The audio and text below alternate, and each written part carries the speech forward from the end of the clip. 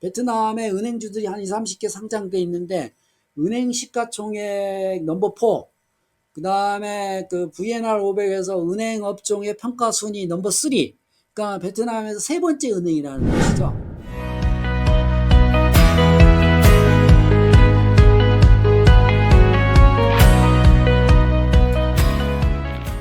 진짜 미스터 왕김입니다. 안녕하세요. 오늘 소개할 주식은 그 베트남 증권시장에서 제일 거래가 많이 되고 제일 활발하게 움직이는 주식이 바로 은행주입니다. 은행주가 베트남 증권시장에서는 넘버원입니다. 그러니까 선진국은 뭐 성장 주식, 첨단 주식이 넘버원이지만 이런 좀 후진국, 그렇게 개발도상국들은 은행주가 근간이 됩니다. 은행주가 없으면 증권시장이 시체입니다. 은행주가 핵심이죠. 그래서 베트남 은행주에서 오늘 제일 먼저 제가 추천한 주식이 바로 CTG입니다. CTG라는 은행에 대해서 설명하겠습니다. 베트남 커머셜 뱅크라 해가지고 이 회사를 오늘 소개하겠습니다.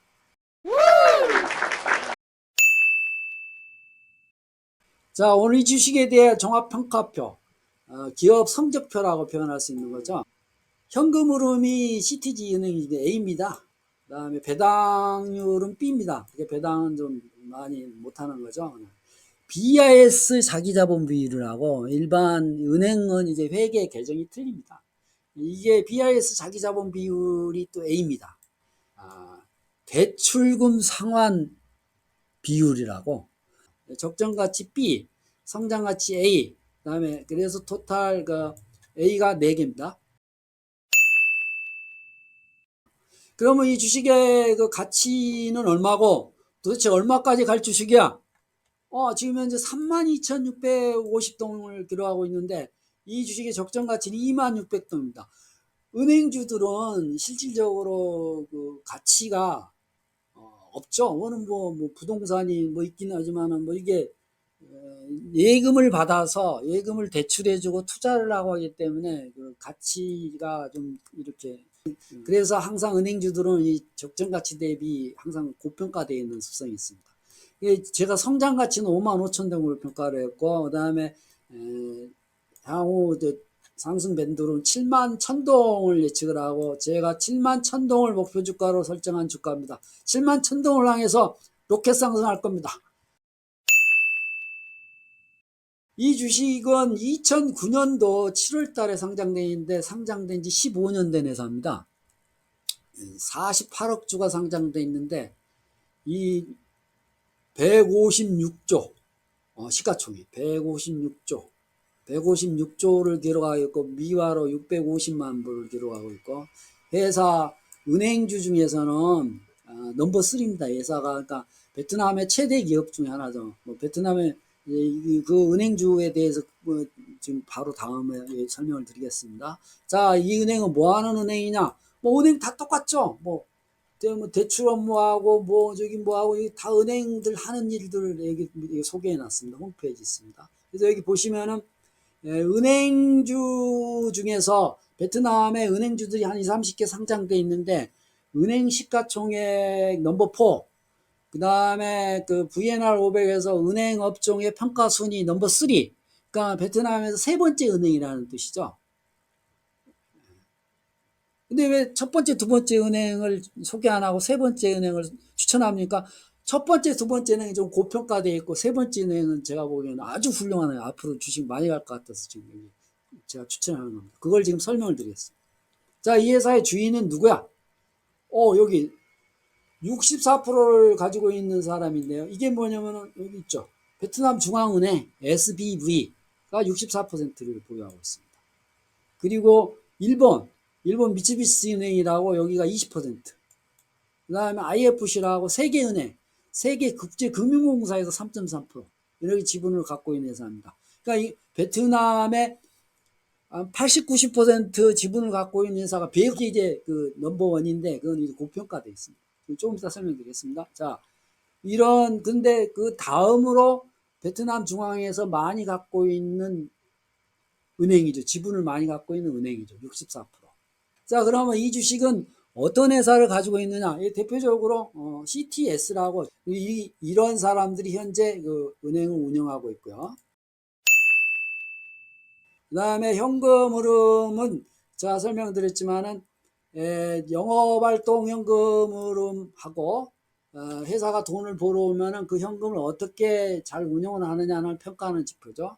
그 다음에 투자활동 현금, 그 다음에 현금 보관 얼마, 그 다음에 이익을 배당을 하는 이익 준비금이 얼마, 이런 부분이 옆에 설명이 되어 있습니다. 여기 그래서 종합적인 평가가 현금 흐름도 A입니다. A 넘버원 A입니다. 그 다음에 배당. 이 회사는 좀 배당을 좀 적게 합니다. 배당은 B. 이 배당이라는 경우는 그 회사 주주들한테 은행에서 이자를 주듯이 배당금을 지불하는 겁니다. 23년도에 12% 배당하고 22년도에 좀 많이 하고 21년도를 배당 안 했어요. 그래서 배당 성장한 B 정도를 평가했습니다. 은행 그 재무 건전성에서 상당히 중요한 지표가 BIS 자기 비율이라고 있습니다.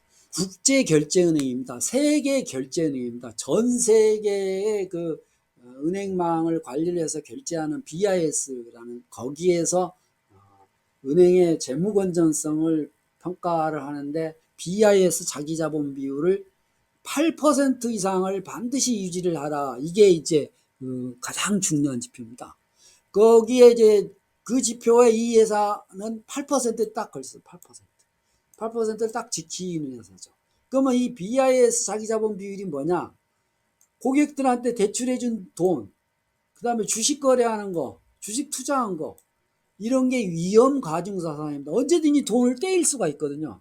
이 돈을 떼일 수가 있는 이런 대출한 이런 자산에 투자한 거 대비 내가 내 자기 자본이 비율이 얼마냐?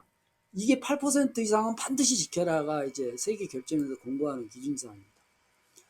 그 다음에 이제 그 대출 회수 비율, 그러니까 대출을 100이라는 걸 해줬는데 여기서는 95%는 반드시 회수 가능하다라고 지금 95% 회수할 수 있다라고 여기 이제 평가를 해놓은 겁니다. 95% 정도면은 그렇지만은 선진국 같은 경우 보통 2, 3%, 그러니까 97, 8% 정도입니다. 좀 나쁠 때는 90, 한 5, 6%까지. 그래서 95%면 그나마 훌륭하다 해서 A. 그 다음에 이제 그 적정가치 2600동으로 평가를 했습니다.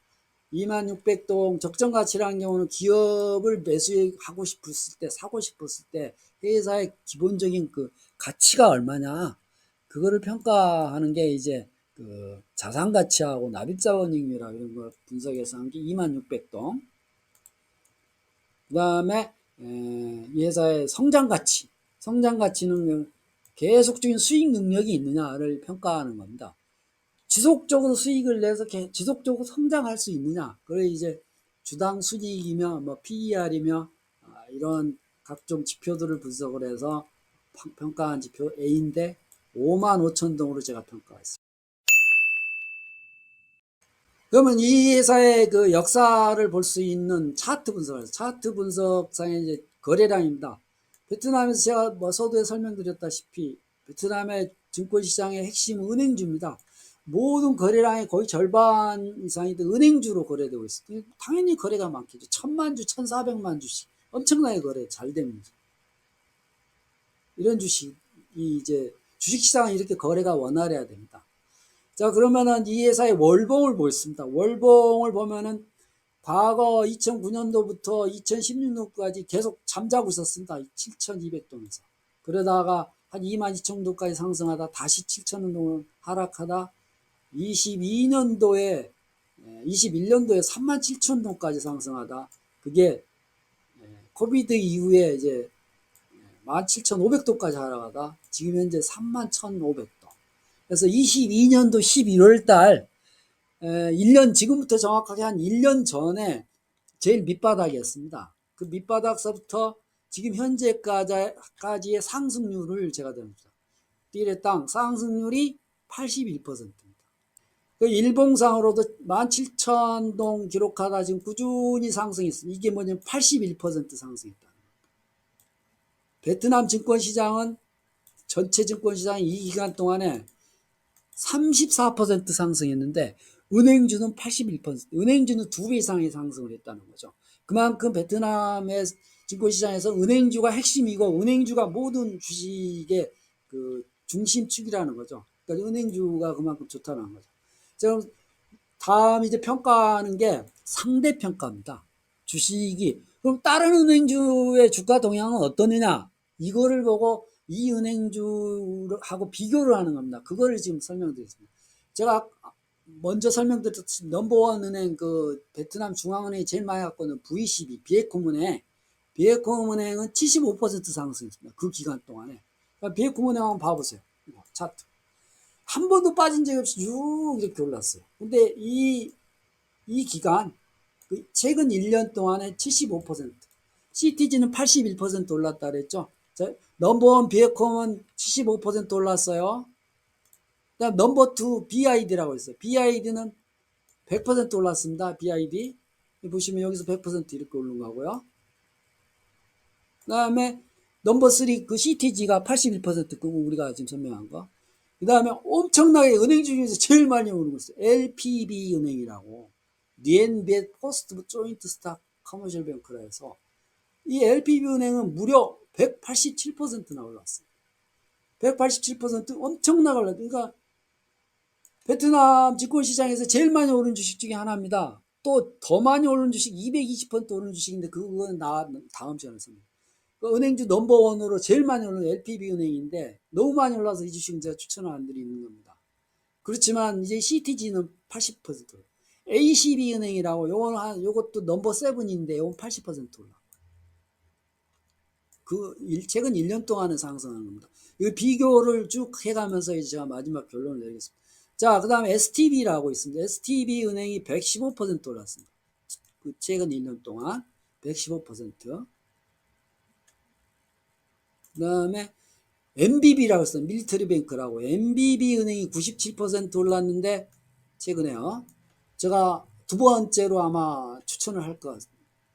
그 다음에 마지막으로 MSB라고 있습니다. MSB라는 거는 베트남 우체국, 정보통신 우체국의 지분을 갖고 있는 회사인데, 이 회사 주식은, 이 회사 은행은 특이하게도 46%뿐이 못 올랐습니다. 은행주 중에서 제일 못 오르고 있다는 거죠.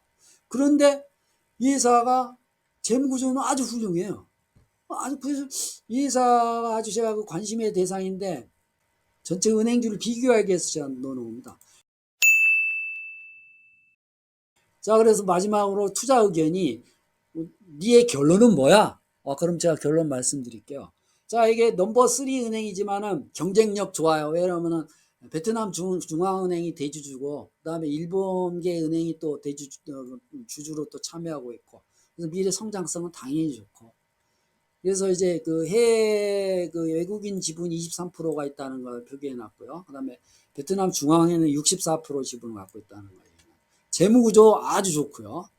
특히 이제 23년도 3분기에는 한 17%의 이익 상승이 있었고, 그 다음에 은행주 중에서 넘버 3 은행이고, 거래량은 당연히 좋고, 그 다음에 이제 최근에 81%는 상승했지만은 재무구조가 좋기 때문에 추가 상승률은 충분히 있다. 라고 판단이 됩니다. 자, 17,400동서부터 상승한 주식이 3100동, 그 다음에 24,000동까지 조정받다가 지금 현재 32,600동에 있습니다. 이게 지금 상승한파 44,900동을 향해서 가고 있는 겁니다. 거기 또 조정받다가 성장가치 55,000동, 그 다음에 마지막 55,000동까지 가다가 4파, 여기 5파, 이렇게 쭉 5파에서 71,000동까지. 제가 그 목표한이 71,000동까지는 충분히 상승할 거라고 합니다. 지금 현재 주가가 여기에 있고요. 적정가치 55,000동이고, 그래서 77,000동을 확실하게 도전할 수 있는 주식이다. CTG가. 이렇게 평가가 됩니다. 여러분 CTG 은행을 꼭 기억하시고, 다음에 은행주 또 한 3개를 더 추천하겠습니다. 이상 오늘 시간을 마치겠습니다.